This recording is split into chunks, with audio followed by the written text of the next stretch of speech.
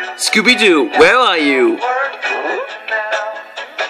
Screwball, buddy, old friend, old pal, we've hit the big time. We're in the countdown. One of the top 100. Zoinks! Come on, grab the sandwiches and let's go. Yeah, like I can't wait. Liverwurst and ice cream? What'll they think of next?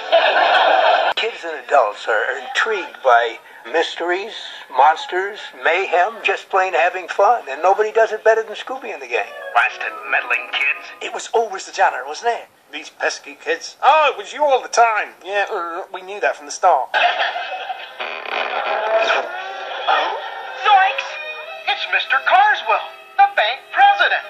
Scrappy-Doo is always looking for scraps, and that's where he got his name. And then he would get us in trouble, and we'd have to get out of the trouble.